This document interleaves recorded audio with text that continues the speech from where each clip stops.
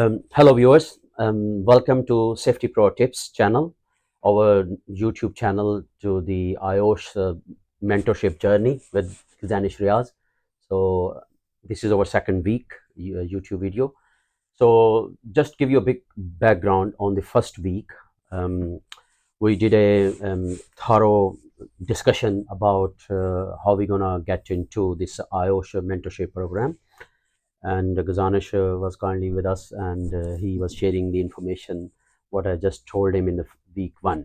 So in the week two, we discussed about some of the documentations like pre-construction information and the construction phase plan, and some of his social media exposures on LinkedIn and all. So let's gauge the progress and ask Gazanish how did he do with the second week tasks. Gazanish, hello, how are you? Yeah, okay? good. Thank you. Yeah. Thank you for coming into our second week. Yeah, thank you very much, Amir, and welcome back, everybody. So, so this second week was a little bit progressive towards, the social media side of the health and safety. So, I was on LinkedIn, and then I was building my profile towards the health and safety professional. So I was looking at Amir's LinkedIn profile, and I was looking for the connections that what I can get, and then what I can like the IOSH webinars, and the people are doing IOSH webinars, and how to join them, and then how can you get the information, most of it. So yeah, the second week, first step was the LinkedIn profile. Yep. And after that, we have got into the PCI, the pre-construction information, and the construction phase plan, and that how they're going to work, and then what are the things included in these ones. Brilliant. Thank you so much. So the idea was about the LinkedIn is to get him familiar with the CPD talks going on in the industries. Like Gazanish kindly participated into the weekly session with the Christian Harris. So he enjoyed a lot, and and all other the IOSH webinars. So he basically wants to build his CPD, and so you did work on the PCI as well, as I just told you. So tell us about the PCI. What is PCI basically? The PCI is the pre-construction information, which is the responsibility of the client to provide the pre-construction information to the principal designer. Yep. So like the principal designer is going to build up and develop that information and provide it back to the client. So he's going to review the pre-construction information, and then he's going to give them to the contractors and designers. So they will going to work on that, and then they're going to build on that. Brilliant. Brilliant. So this is basically first step. As per L153 regulatory requirements, is a client's responsibility to gather and provide all of the information to because he actually hires the principal designer. So principal designers work with him, and he develops the piece. He gets all of the information from the client, and then he develops into a proper format as described into L153. And then he pass on all of the information to principal contractor and the designers. And then what happens? Then what principal contractor do? The principal contractor is gonna build on all of that information, and he's gonna build a CPP, construction phase plan. Yeah, brilliant. So and then he submit to principal designer, and principal designer review it and tell the contractor or tell the client that the site is now good to go. Then the site starts. So this is all regulatory requirements. And tell us about the F10 as well. What is F10? Yeah, the F10 documents is the regulatory document which you need to send to HSE as a notification that you're going to work on this site. And the F10 document includes the brief information about what is this construction work for, and who is going to work, and what are the clients and the principal designer, and who are the people who's going to work. Who the project parties are working in the project basically. Okay, great.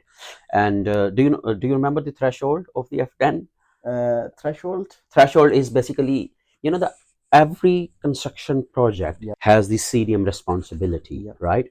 But there are some exception on it, like when we notify to HSE. So there's a threshold in the L153 mentioned, like when the project is going to work, get into 30 days, and there are 20 workers simultaneously working on a project, then the project is notifiable.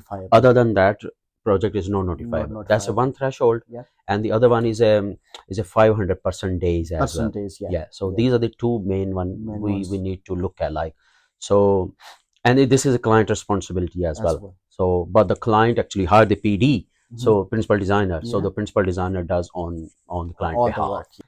And what else we did? We actually look into the fire risk assessments Fire as well. Yeah, assessment the as well. very Yeah. basic generic fire risk assessment. So tell us Yeah, about so fire. yeah, we looked at the fire risk assessment and the five contents of the fire risk assessment. Yep. Like first, you need to identify what are the hazards, Yeah. and the second one, you need to record them. Yeah. Yeah, and the third one is you need to evaluate all the hazards, Like a you low, like low, medium, and medium, and high. high. Yeah.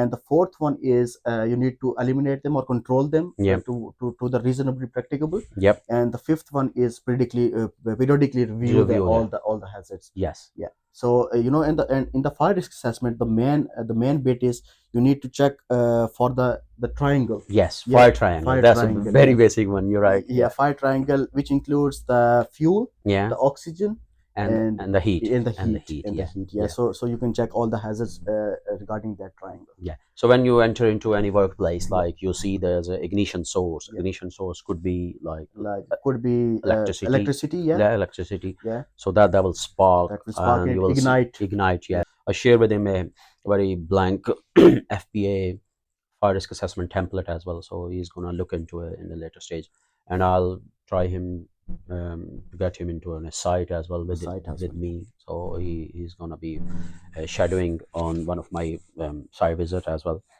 So this is so far progress on the week 2. Yeah. And what are the next week targets we have? Do you remember? Yeah, next week targets is going to be like you're going to bring me on a site, On a site, on a yeah. site to look for like how it's going to work, and Yeah.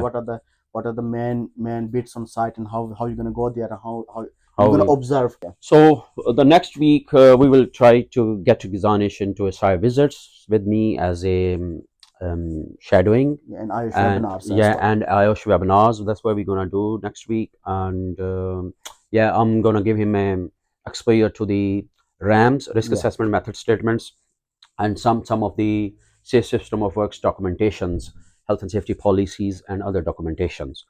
And before we going into a site, I'm gonna share with you the CDM inspection report. So Yeah. you will look at that. Basically, I send an email to you. Yeah, In that already, yeah. email, there is a CDM site inspection report. Yeah. So in the report, you will look at the different hazards the Mhm. construction sites have, Yeah. and what are their current status, Mhm. and then we evaluate. Is a similar evaluations like low, medium, and high, High, yeah. numbers. Yeah. Mhm. And then we create action plans and give to the contractors how they're gonna manage all Manage. these hazards on Yeah. sites. Yeah. That's So that's our plan. Yeah. So so far you finding it interesting? Yeah, very interesting, and happy to work with Amir. And he's a good mentor, and he's helping me really well. So yeah, No, that's what we need. Basically, yeah. it's the recording is all it is a monitor our progress as well, Yeah. and it will help the other fellow members as well if they want, if they like our 8 weeks program. So that will definitely help. One main thing, actually, on the first week we did a SWOT analysis as well. Yeah, we just forgot to mention. Mhm. So that's a very good tool IOSH website have, like strengths, weaknesses, opportunities, and but the SWOT analysis you did it, so it's really good. Yeah. So that will help us to evaluate the current situation and how can we improve it, basically.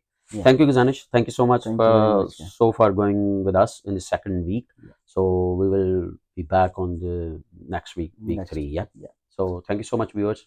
Thank you very much, everybody. And don't forget to like, subscribe to our very new Safety Pro Tips channels.